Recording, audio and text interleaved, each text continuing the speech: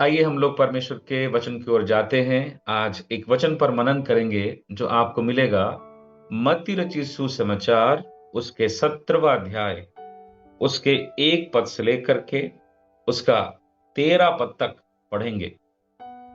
ये जो वचन है 1 पद से लेकर के 13 पद तक, ये यीशु मसीह के रूपांतरण के बारे में लिखा है ना? कि यीशु कैसे पहाड़ में जाकर रूपांतरित हुए और मूसा और एलिया उससे आके बातें किए। कैसे एक घटना वहां घटा जो वास्तव में प्रभु यीशु मसीह का जीवन का, या फिर चेलों के जीवन का, या फिर हम सब के लिए एक बहुत महिमा भरा दृश्य हम देख पाते हैं वहां पर। आज हम इसी घटे हुए घटना के ऊपर में थोड़ा देर प्रभु के वचन से अध्ययन करेंगे। क्या हुआ ये रूपांतरित के पर्वत पर, कैसे हुआ, और कैसे वो रूपांतरित का पर्वत में होने वाली ये घटना हमारे जीवन के अंदर में संदेशों को देता है, जिसको हम सीख कर और समझ कर अपने जीवन में इन दिनों यीशु मसीह के नाम से बलवंत हो। मेरे भाई बहनों, प्रभु को जैसा, प्रभु में जैसा आपको और मुझको होना चाहिए, वैसा बनने का लक्ष्य रख करके इन दिनों हम सब आगे बढ़े। मैं क्यों ऐसा बोल रहा हूं? आज आप सबको याद होगा 1 दिसंबर है ना? इस साल का अंतिम महीने का पहला दिन। एक थोड़ा सा ऐसा पलट करके पीछे देखिए तो इस पूरे साल के 9 महीना में मैंने क्या किया। 9 महीना मेरा प्रार्थना का जीवन कैसा था? 9 महीना मेरा प्रभु के साथ का जीवन कैसा था? 9 महीना मैंने अपनी आत्मिक उन्नति के लिए कैसा मेहनत किया? इन 9 महीनों में मैंने कितने अपने समय को वास्तविक तौर से अच्छे से इस्तेमाल किया जैसा प्रभु ने कहा वैसा, या फिर मैंने व्यर्थ में गंवा दिया? ये फ्रूटफुल है कि नहीं बोल के थोड़ा पलट कर अपने बीते समय को देखने का जरूरत है आज आप समझ। क्यों? क्योंकि मैं हमेशा एक बात सोचता हूं और मैं कहता भी हूं कि अगर आप अपने समय को काउंट नहीं करते, आप कभी भी अपने समय का वैल्यू नहीं समझ पाओगे। इसको याद रखिए। अगर आप अपने समय को नहीं गिन रहे, आप ये नहीं देख रहे कि मैं कितना बढ़ रहा हूं, कितना घट रहा हूं, आप कभी भी अपने जीवन में उन्नति को नहीं देखोगे। ये एक बहुत बड़ा बात है और बहुत बड़ा विषय है कि हम लोग थोड़ा सा पलट के देखें कि प्रभु, मैं कैसे तेरे साथ रहा, कैसे मेरा प्रार्थना का जीवन रहा, कैसा मेरा भक्ति का जीवन रहा, मेरे पवित्रताई का जीवन कैसा रहा, मैं प्रभु में कितना बढ़ा और कितना घटा। पौलुस, आज मैं हमारे चर्च में, गोड्डा का चर्च में प्रचार कर रहा था कि कैसे पौलुस बोलता है तीमुथियुस को, दूसरा पत्री में, तीमुथियुस की पत्री में, कि जब मैं तुझ पर हाथ रखा और तुझे जो वरदान मिला उसको तू क्या कर, और प्रज्वलित कर। इसका मतलब क्या था? पौलुस एक बात बोल रहा था, तुझे जो मिला था उसको घटा रहा है कि बढ़ा रहा है, थोड़ा देखना तीमुथियुस। इसका मतलब प्रभु भी हम सबको थोड़ा थोड़ा चीजों को आज दिया है। थोड़ा प्रार्थना का अनुग्रह, थोड़ा उपवास का अनुग्रह, थोड़ा वचन पढ़ने का अनुग्रह, थोड़ा सेवकाई का अनुग्रह, थोड़ा कुछ वरदानों का अनुग्रह, थोड़ा प्रभु में इन दिनों अच्छा ज्ञान रखने का अनुग्रह। ऐसा करके प्रभु ने प्रत्येक व्यक्ति को थोड़ा थोड़ा करके छोड़ दिया। वो देखकर छोड़ दिया। और प्रभु ने क्यों छोड़ा पता है?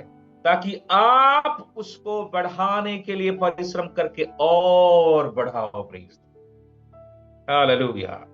परमेश्वर नहीं बढ़ाएगा, याद रखिएगा।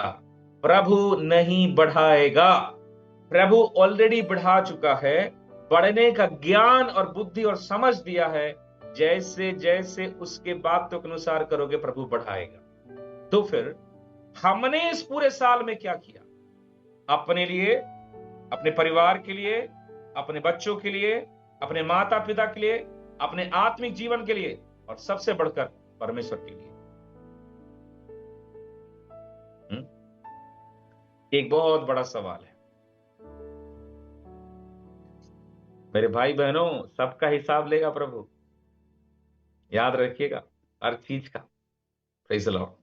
क्योंकि जो दिन आपने और मैंने आज देखा है ना, कई लोगों ने ये दिन नहीं देखा। प्रभु बोलेगा, वो था जो जनवरी में सो गया, वो था जो फरवरी में सो गया, मैंने तुझसे उसे बढ़कर जीवन दिया, तूने क्या किया? सो बी वेरी केयरफुल।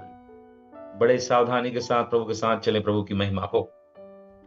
रूपांतरित का पर्वत के बारे में आप जब परमेश्वर के वचन में सीखते अध्ययन करते हैं, आपको एक एक पॉइंट में परमेश्वर की आत्मा कई गहरी बातों को सिखाएगा।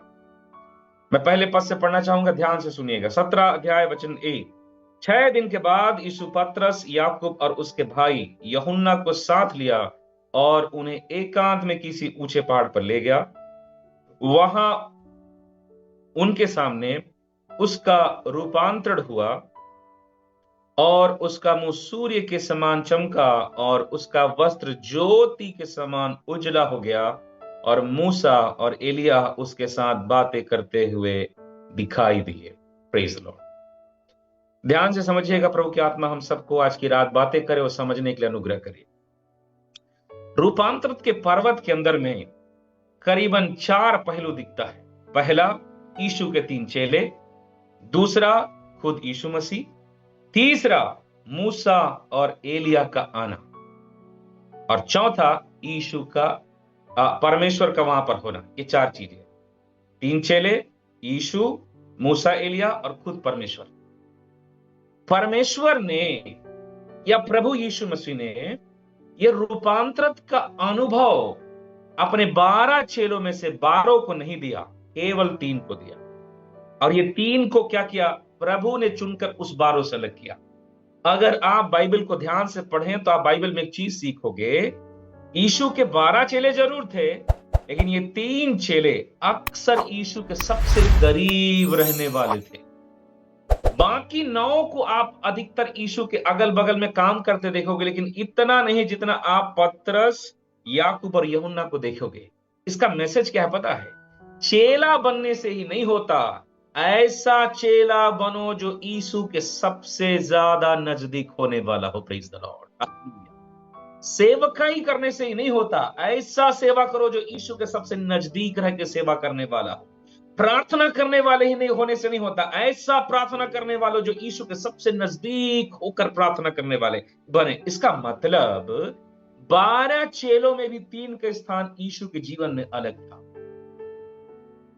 मेरे भाई और मेरे बहन, एक सवाल आपसे मैं पूछता हूं, तेरा जीवन, तेरे कलीसिया के बैठने वाले 100, 150, 70, 50 या 180 या 500 या 5000 का जब भीड़ है, उसमें यीशु में कौन से दर्जे या कितना नजदीक है? आज की रात जरा देखिए। Praise the Lord. हालेलुया। कितना नजदीक हो आप यीशु मसीह के? कितना नजदीक हो आप यीशु मसीह के? ये चेले विशेष थे क्या? नहीं, ये भी बाकी के समान थे। तो विशेष क्यों थे? क्योंकि इनके अंदर में लालसा था, हम यीशु के ज्यादा नजदीक पाए जाए। मेरे भाई और मेरे बहनों, तेरे जीवन के अंदर की आत्मिक लालसा ही तुझे दूसरे विश्वासियों से अलग बनाएगा। Praise the Lord. तेरे जीवन के अंदर की आत्मिक भूख ही तेरे जीवन को दूसरे विश्वासियों से, दूसरे सेवकों से, दूसरे उपवास करने वालों से, दूसरे प्रार्थना करने वालों से, हालेलुया, एक अलग बनाएगा। मार्था के घर में जब यीशु मसीह आया, उसको बुलाने वाली मार्था ही थी, लेकिन मार्था यीशु के चरणों में बैठकर यीशु को सुनना, यीशु के सामने जीवन देना, उसकी आराधना करना और उसके वचन को सुनकर अपने आप को समर्पित करने से ज्यादा, या फिर अपने आत्मिक जीवन को ज्यादा निखारने के लालसा रखने से ज्यादा खाना बनाकर सेवा करने की चाहत रखी। मरियम यीशु को नहीं बुलाई थी, लेकिन मरियम अपना आत्मिक जीवन का परवाह करके जाके चुपचाप बैठ गई चरणों में। इसका नतीजा क्या था जानते हैं? यीशु ने कहा, जिस उत्तम भाग को मरियम ने चुना है, ये उससे कभी छीना नहीं जाएगा। आज आपके लिए उत्तम आपका नौकरी हो सकता है, आज आपके लिए आपके उत्तम आपके घर के लोग हो सकते हैं, आज आपके लिए उत्तम आपकी सेवकाई हो सकती है, आपका वरदान हो सकता है, लेकिन मैं बताना चाहता हूं आपका जीवन का सबसे उत्तम हिस्सा खुद प्रभु यीशु मसीह होना चाहिए। ना तो नौकरी, ना तो पैसा, ना तो घर, ना बच्चे, ना माता, ना पिता, ना पति, ना पत्नी। सबसे उत्तम आपका जीवन में कुछ होना चाहिए, दैट शुड बी जीसस। वो प्रभु होना चाहिए।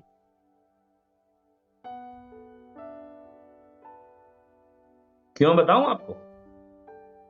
अगर प्रभु आपका जीवन के लिए उत्तम नहीं है, आप प्रभु में रह के भी दूर रहोगे प्रभु के पास।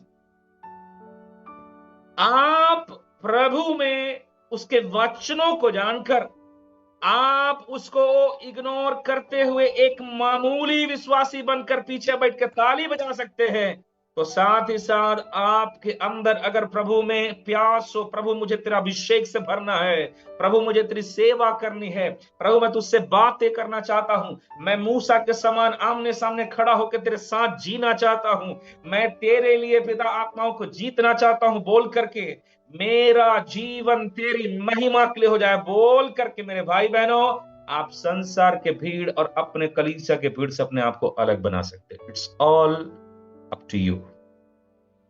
ये आप पर है। ये 3 चेले यीशु के सबसे नजदीक पाए गए। क्यों? इनके अंदर लालसा है, ज्यादा नजदीक रहना है। हमारे अंदर ऐसा लालसा है क्या? यूहन्ना के बारे में कहा था बाइबल में, वो यीशु को सीने से ऐसे, यीशु के सीने से ऐसे लग के रहने वाला प्रभु का दास था।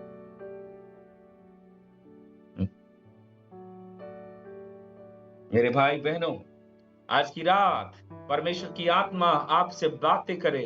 परमेश्वर की आत्मा आपके दिल के अंदर में यीशु मसीह में सबसे विशेष बनने की चाहत दे। विशेष बनने का मतलब दूसरे को दिखाने के लिए नहीं। हे परमेश्वर मुझे ज्यादा दे, क्योंकि मैं तेरे लिए ज्यादा इस्तेमाल होना चाहता हूं यीशु मसीह के नाम से। हालेलुया।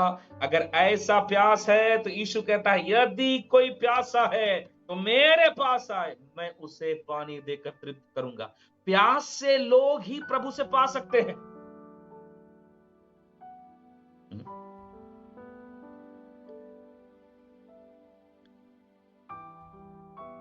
हेलो, समझ में आ रहा है कि नहीं आ रहा है? याईर की बेटी मर गई। याईर के घर में जब यीशु मसीह जा रहा था, अचानक से खबर आई कि भाई सुनो आपकी बेटी मर गई है, गुरु को तकलीफ मत दीजिए। यीशु ने कहा विश्वास रख तो तेरी बेटी बच जाएगी। और बाइबल में लिखा है याईर रुका और यीशु के साथ गया। जब उस घर में गया तो क्या दिखता है पता है? पूरा घराने के लोग वहां हैं, सब लोग रो रहे हैं, एक मातम का दौर है। यीशु मसीह क्या बोलता है? वो मरी नहीं, वो सोती है। लोग ठट्ठा करने लगे, किसका? यीशु मसीह का। यीशु मसीह बोलते हैं ये जितने रोने वाले हैं सबको बाहर करो पहले घर से। आपको पता है इससे पहले कि यीशु उस बच्ची को जिंदा करते, यीशु उन रोने वालों को बाहर किया। ये क्या दिखाता है? प्रभु तेरे जीवन में चमत्कार करे उससे पहले सारी नकारात्मक बातों को जीवन से अलग करेगा। क्यों? क्योंकि अगर नकारात्मक नेगेटिविटी उसके चारों ओर रहा ना, तो उसके माता पिता के अंदर कभी फेथ नहीं आएगा कि मेरे बच्ची जिंदा होगी। तो यीशु ने क्या किया? सबसे नकारात्मक बातों को अलग किया। आज अगर आप चमत्कार चाहते हो ना, सबसे पहले नेगेटिविटी को यीशु मसीह के नाम से अलग करो। सारी नकारात्मक विचारों को अलग करो। सारे नकारात्मक बातें करने वाले लोगों से अलग हो। सारे नकारात्मक बातों को दिखाने वाले लोगों से अलग हो। ये सारी चीजों को अलग करना बहुत ज्यादा जरूरी है। यीशु ने किया। यीशु करने के बाद बाइबल में लिखा है 12 चेले में से यीशु के साथ केवल यही 3 चेले अंदर गए। मैं बोलता हूं प्रभु ये 3 चेले क्यों अंदर गए? पता है क्यों? क्योंकि इन तीनों के अंदर में एक ऐसा विश्वास था जो यीशु के विश्वास में मेल खाता था। मैं इस बच्ची को जिंदा करना चाहता हूं। सदरक ये पतरस याकूब यूहन्ना क्या बोले? प्रभु जी हम सच में उस विश्वास करते हैं कि चमत्कार होगा। वो कभी पलट के नहीं बोले जिंदा होगी कि नहीं प्रभु। मेरे भाई और मेरे बहनों, प्रभु की आत्मा में कुछ बातों को बोल रहा हूं, जरा ध्यान से सुनिए। पतरस याकूब यूहन्ना के समान यदि तेरा जीवन प्रभु के नजदीक रहने वाला होगा, दुनिया जिस चमत्कार को नहीं देखती, प्रभु यीशु के नाम से उन चमत्कारों को तू देखेगा। हालेलुया। न केवल देखेगा, तेरे गुरु को जैसे चमत्कार तूने करते हुए देखा है, हालेलुया, समय आने पर तू भी अपने गुरु के समान चमत्कार करेगा। Praise the Lord. जीवन के अंदर में एक बात होगा, मेरे गुरु ने ऐसा किया है, मैं भी उसका बेटा हूं, मैं भी उसका बेटी हूं, मेरे गुरु ने किया, मैं भी उसका चेला हूं, तो मैं भी वैसा ही करूंगा उसके नाम के बाद। हालेलुया। आज तो मसीह लोग अपना दुखड़ा रोते रोते थक गए, उनको दिखता ही नहीं है रास्ता। क्यों? क्योंकि यीशु नहीं दिख रहा है ना। तो यीशु मसीह ने इन 3 चेलों को अलग ले जाकर एक एकांत स्थान पे ऊंचे पहाड़ पर ले गया। मैं अगर एक एक विषय को बोलूं तो बड़ा मुश्किल हो जाएगा, इसमें एक एक पॉइंट्स में गहराई है। दूसरा चीज, कहां पे? घर के किसी कोने में यीशु मसीह लेके नहीं गए। कहां लेकर गए? पहाड़ में। पहाड़ में भी लेकर यीशु मसीह नहीं गए, ऊंचे पहाड़ में। वेद ज्ञाताओं का मानना है बाइबल में कहीं पर भी इन पहाड़ का जिक्र नहीं है। 3 पहाड़ अनुमानतः लगाया जाता है, लेकिन इस जगह को देखते हुए पता चलता है तो एक अंदाजा कि हार्मोन पर्वत पर ये लोग गए थे जहां पर यीशु मसीह गया था। अनुमानतः, कोई ऐसा नहीं है, वेद ज्ञाताओं का मानना है, क्योंकि जिस जगह पर यीशु मसीह थे वहां से पहाड़ पास पड़ता था। अब यीशु मसीह क्या किए? सबसे पहले इनको उन 9 लोगों से अलग किए। मेरे भाई बहनों, यीशु के साथ चलने की सबसे पहली कुंजी क्या पता है? अलगाव। जीवन के अंदर में सेपरेशन होना चाहिए उन लोगों से, उन बातों से जो आपको यीशु के साथ रहने से रोकता है। अभी जब हम प्रार्थना कर रहे थे तो ब्रदर ने, जॉन भैया ने एक प्रार्थना किया, हे परमेश्वर, लोगों को मोबाइल के गुलामी से आजाद कर कर कैसे बोलते हुए। क्या समझ में आया जानते हैं? उन बातों से अपने जीवन को अलग करिए जो बातें आपके जीवन को यीशु से दूर कर रहा है। यीशु इन 3 लोगों के सामने रूपांतरित हुए, लेकिन घर पर नहीं, किसी जंगल पे नहीं, एक ऊंचे पहाड़ पर। ये क्या दिखाता है? यीशु के रूपांतरण को अगर जीवन के अंदर में अनुभव करना है, सबसे पहला तुझे वहां जाना होगा जहां यीशु तुझे लेकर जाना चाहता है। दूसरा चीज, यीशु के साथ जाना होगा। वेरी इंपॉर्टेंट पॉइंट, यीशु के साथ जाना होगा। फिर दोहरा रहा हूं शब्द को, यीशु के साथ जाना होगा।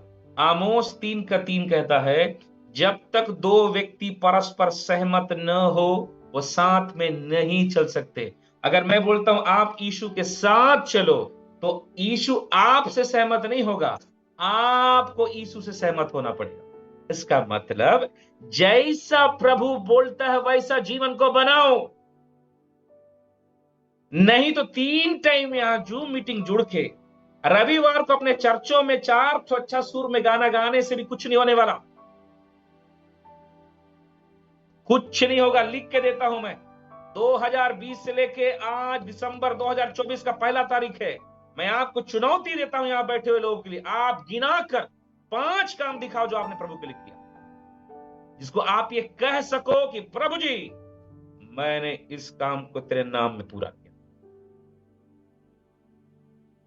मेरे भाई बहनों, मसीहत को तो हम लोग कभी कभी हलवा बना लेते हैं। आप याद रखिए, एक दिन जैसे यीशु कलवरी क्रूस पर लटक के बोले, इस कलवरी क्रूस पर पड़ा हुआ यीशु तकलीफों में शरीर फाड़ा गया, कांटों का ताज, हालेलुया, हाथ और पैर में कील, प्राण छोड़ने से पहले एक शब्द बोले, हालेलुया, पूरा हुआ। हालेलुया। मैं जब ये वचनों को बोल रहा हूं मेरे भाई बहनों, परमेश्वर की आत्मा कईयों के अंदर में चुनौती दे रही है। मैंने तुझसे उम्मीद की, मैंने तुझे काम दिया, मैंने तेरे घर के लिए प्रार्थना की जिम्मेदारी दी, लोगों के लिए प्रार्थना की जिम्मेदारी दी, सेवकाई की जिम्मेदारी दी। तुझे दूसरों से ज्यादा वचन का ज्ञान इसलिए नहीं दिया गया कि तू ज्ञानी बन के बैठे, इसलिए दिया गया कि तू उनको सिखाए जो वचन को नहीं जानते। तुझे प्रार्थना का अनुग्रह ज्यादा दिया गया ताकि तू उनको सिखाए जो प्रार्थना नहीं जानते। तुझे सेवकाई का अनुग्रह दिया गया। कई लोग ऐसे हैं जो मर रहे हैं, उनके पास कोई आशा नहीं है, तो जाकर उनको सुसमाचार सुनाए ताकि वो बचाए जाएं। लेकिन हमारी क्या स्थिति है? हालेलुया। हमारी क्या स्थिति है? मैं तो बोलता हूं प्रभु अनुग्रह करके मत आना भी। गलती से यीशु मसीह अगर कल आग हो गए ना, तो हिसाब नहीं दे पाओगे आप।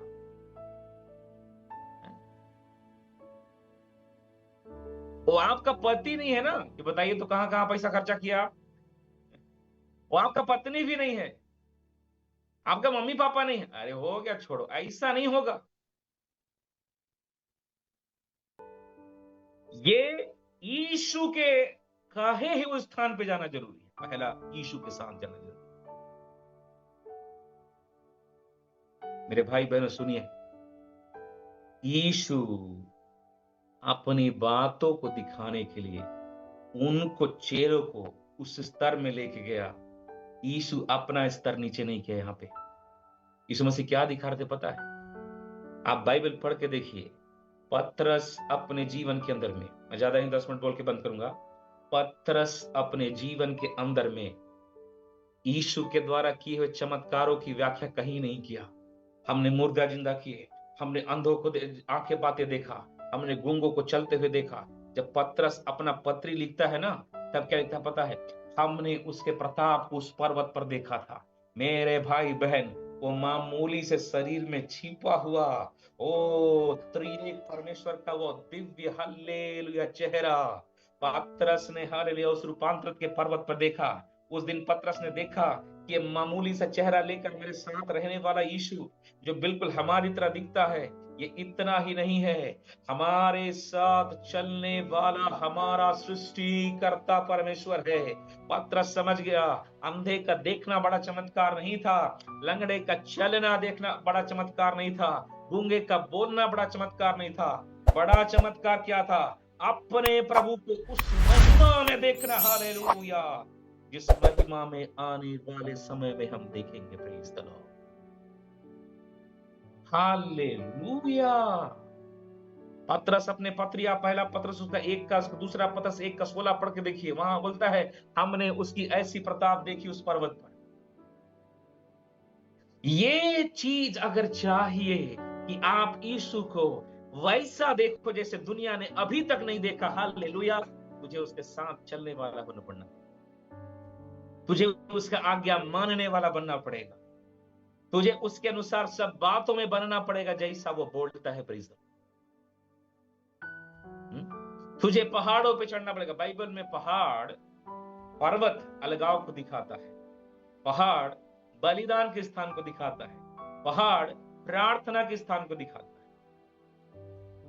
जीवन के अंदर अलगाव का जीवन, जीवन के अंदर गहरी प्रार्थना का जीवन, जीवन के अंदर में प्रभु के लिए पूर्ति से बलि हो जाने वाला जीवन का अनुभव जब एक व्यक्ति के जीवन के अंदर आता है, मेरे भाई बहनों, ये दर्शन मिलता है। Praise the Lord. यीशु इनको ऊपर लेके गए और वचन लिखा है उनके सामने यीशु का चेहरा बदल गया और उसका मुंह सूर्य के समान और उसका वस्त्र ज्योति के समान उजाला हो गया और मूसा एलिय्याह उसके साथ बातें करते दिखा। इसमें एक चीज ध्यान दीजिएगा ना, मूसा और एलिय्याह पहले प्रकट नहीं हुए, पहले यीशु रूपांतरित हुआ। इसका मतलब समझते हैं आप? यीशु को अगर मूसा और एलिय्याह के जलाल में होकर अगर बातें करना है, तो यीशु को उस महिमा में प्रवेश करना पड़ा उस समय। आप पीछे पढ़कर देखिए, यीशु मसीह ने एक बात कहा, मेरे चेलों में से कुछ लोग ऐसे यहां पर हैं, जब तक मुझे महिमा में आते हुए देख लेना, वो लोग मृत्यु को नहीं देखेंगे। एक दिन राजा यीशु बादलों पर जब आएगा ना, तीसरे रूप में आएगा, पता है? उसको हजारों साल बाद आने वाला उस घटना को पतरस, यूहन्ना और याकूब ने समय से पहले देखा, जिसके लिए भविष्यवाणी यीशु मसीह, जो बाइबल को पढ़े होंगे उनको समझ में आया होगा। तो यीशु का अगर उस महिमा में मूसा से और एलिय्याह से बात करना है, उनको भी उस महिमा में बात करना है। इसका मैसेज क्या जानते हैं? प्रभु से बातें करने के लिए प्रभु के जैसा आत्मिक बनो। That is the message. पतरस कहता है जिस प्रकार तुम्हारा बुलाने वाला पवित्र है, वैसा पवित्र बनो। वो भी तेरे आमने सामने रहेगा यीशु मसीह के नाम से। हालेलुया। मैं जल्दी जल्दी कुछ पॉइंट्स और बोलता हूँ। देखिए, मूसा और एलिय्याह प्रकट हुए और यीशु की मृत्यु के बारे में लेके लोग बात करने लगे। बाकी दूसरे पत्री में पढ़ेंगे तो पता चलता है सुसमाचार। मूसा और एलिय्याह क्या चीज को दिखाते हैं उसको थोड़ा बता दे रहा हूं जानकारी के लिए। मूसा दिखाता है व्यवस्था, व्यवस्था की सारी बातें मूसा से आई। तो एलिय्याह दिखाता है भविष्यवाणी और भविष्यवक्ताओं का नेतृत्व करता है। मूसा व्यवस्था की बातों का नेतृत्व करता है और एलिय्याह भविष्यवाणी और भविष्यवक्ता की बातों का नेतृत्व करता है। पहला मतलब, और ये दोनों यीशु मसीह के महिमा में खड़े हैं ना, उसको अच्छे से याद रखिएगा। दूसरा, मूसा शारीरिक मृत्यु मरने के बाद उठाया गया था स्वर्ग की ओर, ठीक है, लेकिन एलिय्याह जीते जी उठाया गया स्वर्ग की ओर शरीर के साथ। और उस महिमा में कौन खड़े थे? यीशु मसीह। मूसा दिखाता है कि लोग मृत्यु के बाद यीशु के महिमा में प्रवेश करेंगे, तो एलिय्याह दिखाता है यीशु जब महिमा में आएगा तो जीते जी भी लोग उसके महिमा में प्रवेश करेंगे।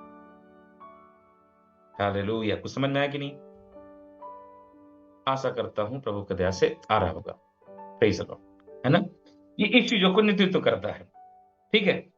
अब यहां पर वचन 4 पढ़ेंगे तो इस महिमा भरी बातों को देखने के बाद फट से पतरस बोलता है। इस पर पतरस ने यीशु से कहा, हे प्रभु, हमारा यहां रहना अच्छा है। हालेलुया। प्रभु का उपस्थिति और प्रभु का वो जलाल देखते हुए पतरस फट से बोलता है, प्रभु, हमारा यहां रहना अच्छा है। क्यों पतरस? इसलिए क्योंकि वह पूरी रीति से स्वर्गीय महिमा से भरा हुआ जगह बन चुका था। इससे पहले पतरस को कभी किसी के यहां कहते हुए देखे, प्रभु हमारा यहां रहना अच्छा है? नहीं। यहां पे पतरस ने क्यों बोला? क्योंकि पतरस समझ गया इस महिमा भरे पवित्र उपस्थिति से उत्तम जगह संसार में कहीं नहीं। हालेलुया। मेरे भाई और मेरे बहन, जिस दिन तेरे जीवन के अंदर में उस पवित्र परमेश्वर के साथ चलने का और उसके महिमा भरे स्थान में रहने का अनुभव को तू प्राप्त करेगा ना, मैं बता रहा हूं, आप उसके उपस्थिति से कभी दूर जाने की लालसा नहीं करो। आज क्यों हमको संसार अच्छा लगता है, संसार की बातें अच्छी लगती है, संसार की दोस्ती यारी घूमना फिरना अच्छा लगता है। कोई बोलेंगे ना, अरे गोवा का बीच जाएंगे देखने के लिए, कितना अच्छा है? स्विट्जरलैंड जाएंगे?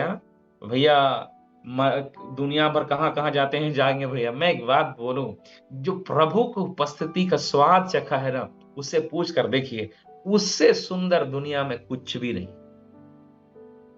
पतरस उस महिमा भरे स्वर्गीय उपस्थिति में प्रवेश किया। हालेलुया। पतरस बोलता है, हमारा यहां रहना अच्छा है, इधर से जाना नहीं चाहिए। कई लोगों को आज प्रार्थना करने बैठेंगे ना, तो पता है इधर प्रार्थना करने ऐसे बैठेंगे, सामने में घड़ी रहेगा। हालेलुया हालेलुया, जुड़ा बना रग बना हम 10 मिनट हो गया। हालेलुया, राजा राजा महिमा हो प्रभु तेरा धन्यवाद। हालेलुया, 20 मिनट हो गया। ओ प्रभु जी हालेलुया, 40 आधा घंटा। हाँ प्रभु आमीन, तूने बहुत सहायता किया, धन्यवाद। कई लोग तो प्रार्थना के समय प्रभु पे कम घड़ी पे ज्यादा ध्यान देते हैं। ये घड़ी देख के प्रार्थना करने वाले कौन है पता है? ये अपनी ही उपस्थिति में बैठे हैं, बल्कि मैं बोलूं घड़ी के साथ बैठे हैं, प्रभु के साथ नहीं है। प्रभु के साथ नहीं है, घड़ी के साथ बैठे हैं। इनको टाइम देखना, हाँ अभी 5 मिनट, अभी 10 मिनट, 15 मिनट हुआ। अरे मैं 1 घंटा, फिर क्या बोले, कितना प्रार्थना? आज मैं 1 घंटा प्रार्थना की। वाह रे भक्त भाई, तुम तो पूरा घड़ी देख के एकदम 1 घंटा पुराने पे तुले हुए थे। इनसे पूछिएगा तो, प्रभु क्या क्या बात किया ब्रदर, क्या क्या बात किया बहन, बता तो जरा सा। प्रभु का उपस्थिति पाते ही पतरस बोलते हमारा यहां अच्छा रहना। प्रभु से पूछा क्या? नहीं पूछा, लेकिन वो जान गया जो पवित्रता इस जगह पर, जो महिमा इस जगह पे, जो स्वर्ग इस जगह पे है ना, ये इससे उत्तम जगह कहीं नहीं। हालेलुया। इधर से जाना नहीं है, इधर ही रहना है बोल करके वो बोलता है, प्रभु हमारा यहाँ रहना अच्छा है। यदि तेरी इच्छा हो तो मैं यहाँ 3 मंडप बनाऊं, एक तेरे लिए, एक मूसा के लिए और एक एलिय्याह के लिए। मेरे भाई बहनों, मेरा एक सवाल है। मुपतरस, एक बात बता, तू मछुआरा है कि तंबू बनाने वाला? हेलो, मैं पतरस से एक सवाल पूछता हूं। हे पतरस, तू मछुआरा है कि तंबू बनाने वाला? कितना तंबू बनाया है पतरस आज तक? एक भी नहीं। वो मेरे घर में मेरा पिताजी बना के गया, उसी को रिपेयरिंग करता हूं। आज इस पहाड़ के ऊपर में तेरे अंदर तंबू बनाने का लालसा कहा गया? वो उपस्थिति इतनी महिमा भरा है कि इसके लिए जो मेहनत करना पड़े करने को तैयार है भाई साहब। हालेलुया। जिस दिन तेरे जीवन के अंदर में मेरे भाई और मेरे बहन, हालेलुया, उस प्रभु की पवित्र उपस्थिति को मिल गया ना, प्रभु का उस उपस्थिति के लिए जितना मेहनत, जितना कष्ट, जितना सुहाना पड़े, बहाने के लिए तैयार हो जाओगे, वो उपस्थिति छोड़ेंगे नहीं। नूह ऐसे ये जहाज नहीं बनाया। वो संसार में रहकर स्वर्गीय उपस्थिति में चलने वाला था। उसको पता था इस उपस्थिति में रहने के लिए जहाज बनाना मेरे लिए मामूली सा बात है। क्यों? वो उपस्थिति जिसमें मैं रोज जी रहा हूं परमेश्वर के साथ में, उससे उत्तम कुछ भी नहीं। और वो उपस्थिति जब मेरे जीवन पे रहेगा, मैं वो भी करूंगा जिसको मैंने अभी तक किया नहीं, यीशु मसीह के नाम से। हालेलुया। हालेलुया। मेरे भाइयों, मेरे बहनों, इस वचन को समझो जरा सा। पतरस तंबू नहीं बनाता था, लेकिन पतरस बोलता है मैं 3 मंडप बनाता हूं प्रभु जी। मैं बोलता हूं किसके लिए? यीशु आपके लिए। किसके लिए? मूसा के लिए। किसके लिए? एलिय्याह के लिए। मैं बोला, पतरस तू किधर रहेगा? भाई मूसा के लिए बन गया, चलो मान लिए। यीशु के लिए बन गया, चलो मान लिए। एलिय्याह के लिए बन गया, चलो मान लिए। तो तुम कहां रहोगे पतरस? ये प्रभु की उपस्थिति की सबसे बड़ी सुंदरता है, पता है क्या? मैं इच्छा खत्म होगा, तेरी इच्छा पूरी हो शुरू होता है प्रभु को। वो अपने लिए भूल गया। हालेलुया। मेरे लिए क्या बनाऊं, ऐसा नहीं। प्रभु की उपस्थिति में जाते ही, हे परमेश्वर,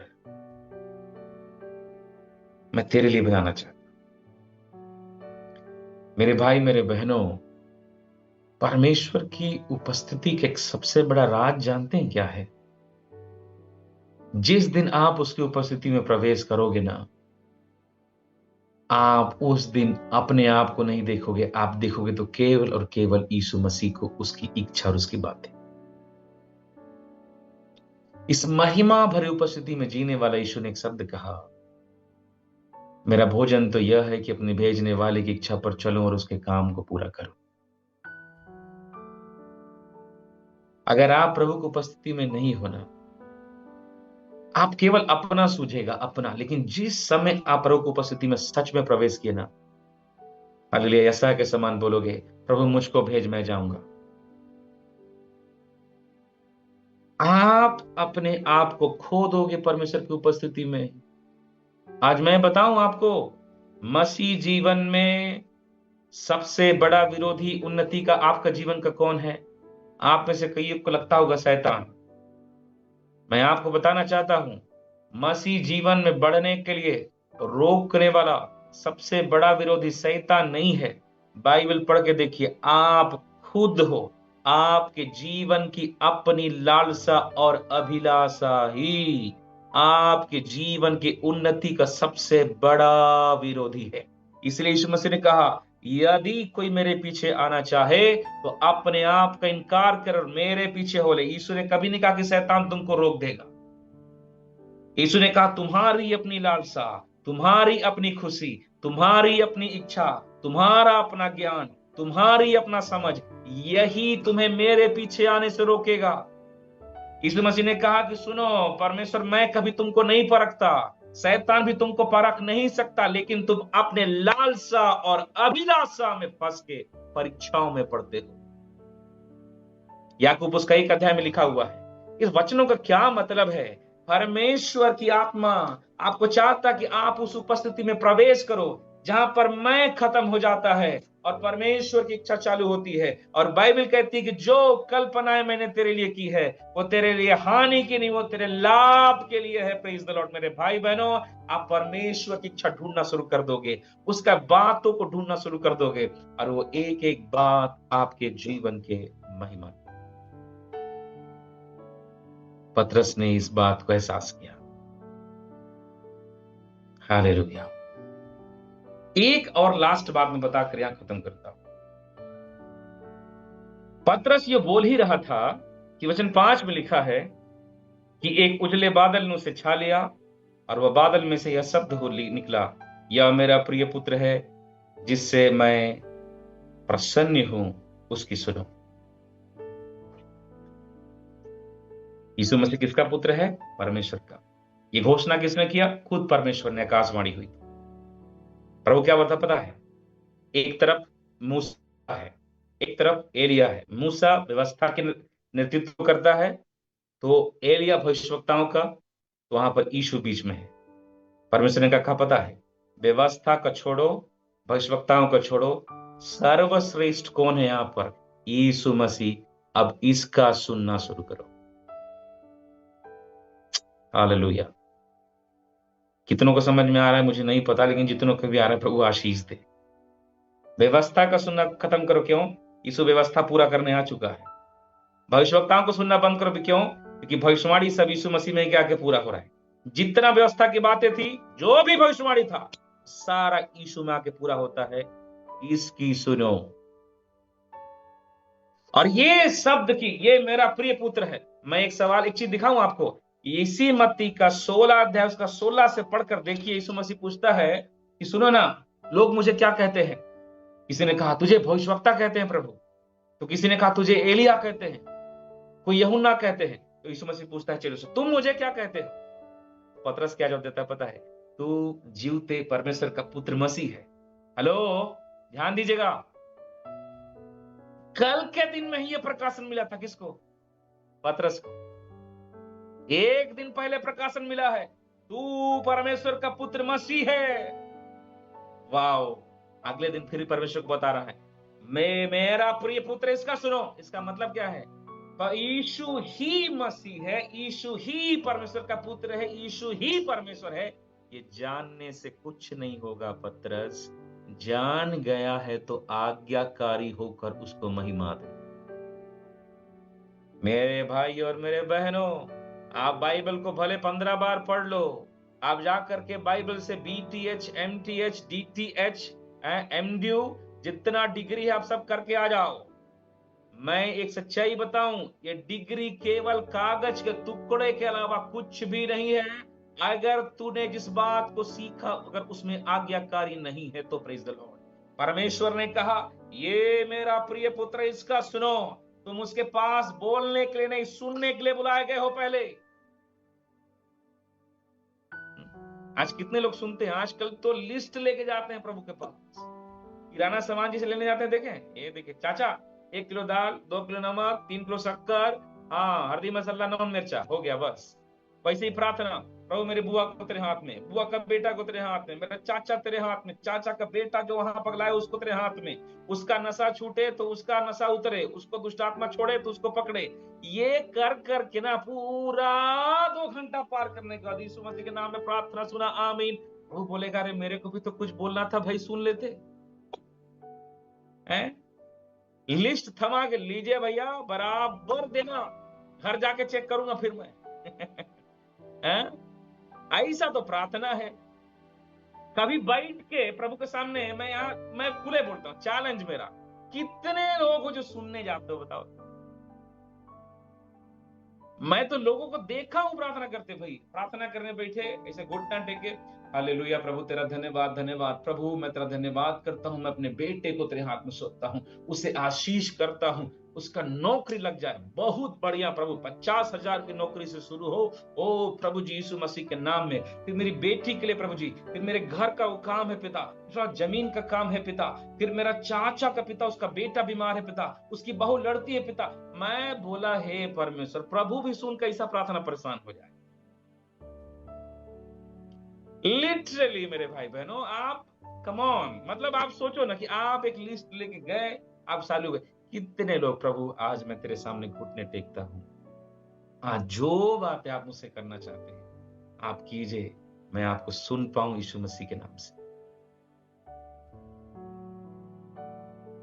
और ऐसे प्रार्थना करने वाले पता किसके खोजी हैं? भविष्यवक्ताओं के। ब्रदर, प्रभु से पूछ के बताइएगा ना,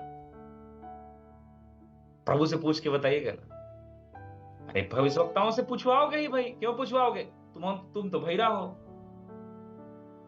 तुम तो कभी सुने नहीं, तो जो सुनता है उसी को ना बोलोगे। मैं किसी को ताना नहीं मार रहा, लेकिन मैं एक बात समझाता हूं मेरे भाई बहनों, बोलने वाले से भला सुनने वाला है।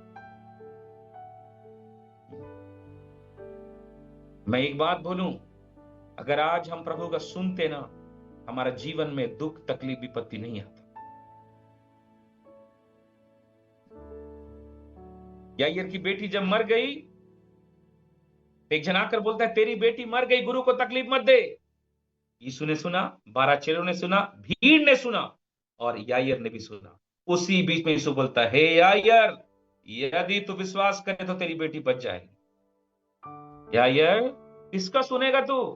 एक वो खबर जो तेरी बेटी मर गई बोल के देने आया है, दूसरा बगल में खड़ा यीशु मसीह जो बोल रहा है तेरी बेटी बच जाएगी, विश्वास कर। याईर ने मृत्यु का समाचार सुनने के ऊपर एक और शब्द सुना था, तेरी बेटी बच जाएगी। रोते रोते पैर कांप रहा होगा, बेचारा खड़ा हो गया यीशु मसीह के साथ, घर की ओर दौड़ा नहीं। आप सोच कर देखिए, बाप अपने बेटी को बीमार की अवस्था में बेहोशी हालत में छोड़ के घर से आया था दौड़कर, बीच बाजार में पता है याजक था वो सिनेगोग चर्च का, घुटने टेक कर बोलता है मेरी बेटी को बचा लीजिए प्रभु, मेरी बेटी बीमार है। उसके आंखों के सामने वो बेटी जो बीमार छोड़ के उसका चेहरा घूम रहा होगा। जब ये खबर मिला कि तेरी बेटी मर गई, वो लास्ट वाला चेहरा ना उसके सामने एकदम तड़प कर आ गया होगा बाप। लेकिन यीशु पे एक शब्द, मेरे बेटे विश्वास कर। क्यों बोला विश्वास करने के लिए? बाइबल पढ़िए, इसकी बेटी 12 साल की थी और रास्ते में एक 12 साल की लहू बहने वाली स्त्री अब भी विश्वास करके चंगाई पाई थी। यीशु मसीह क्या बोलता पता है? तेरे आंख के सामने अभी एक 12 साल की रोगी चंगी हुई है, देखा है ना तू? अगर विश्वास कर ले तो तेरी बेटी बचाई जाएगी। उसने यीशु का सुन के, मैं उस बाप का हालत सोचता हूं, बेचारा रो रहा होगा बिलक कर, पैर कांप रहे होंगे, लेकिन क्या करे, धीरे धीरे चलने का निर्णय लेकर यीशु के साथ चलने लगा। Praise the Lord. लेकिन ज्यादा देर तक नहीं, यीशु के जाते ही मातम से भरा हुआ घर, हालेलुया, जय जयकार की ध्वनि और महिमा से भर दिया गया। क्यों? क्योंकि उसने बोलने से ज्यादा, उसने बोला नहीं मेरी बेटी मर गई यीशु मसीह, वो बोला नहीं, यीशु का सुना और वैसा किया। आज की रात परमेश्वर की आत्मा आपसे भी कहता है, इन दिनों अपने बातों को थोड़ा पीछे कर, प्रभु की आत्मा का सुनने के लिए उसके नजदीक आओ। Praise the Lord. प्रभु की आत्मा बातें करेगा। प्रभु जिस विषय में बोल दे मेरे भाई बहनों, प्रभु जिस विषय में रास्ता दिखा दे मेरे भाई बहनों, आप उसका आज्ञा मान के देखो, दुनिया एक तरफ हो जाए लेकिन उसका बात पूरा हुए बिना यीशु मसीह के नाम से एक बिंदु भी नहीं टलने वाला।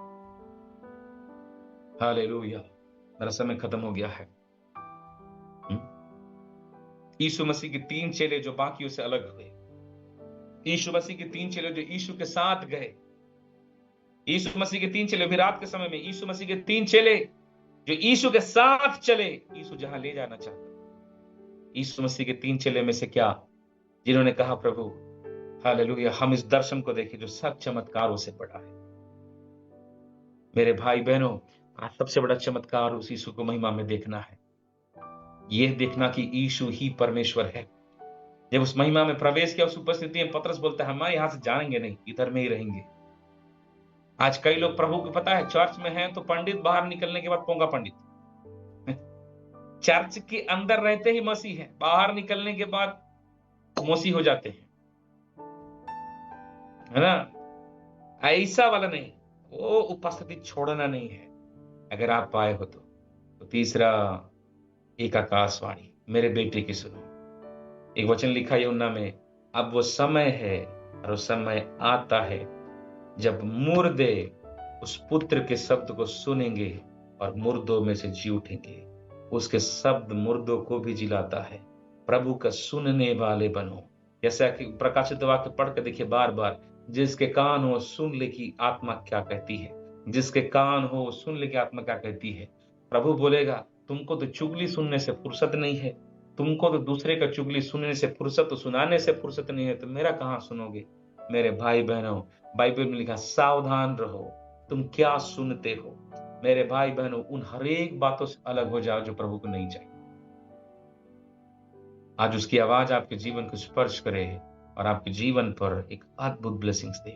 परमेश्वर इन वचनों के द्वारा आशीष करे।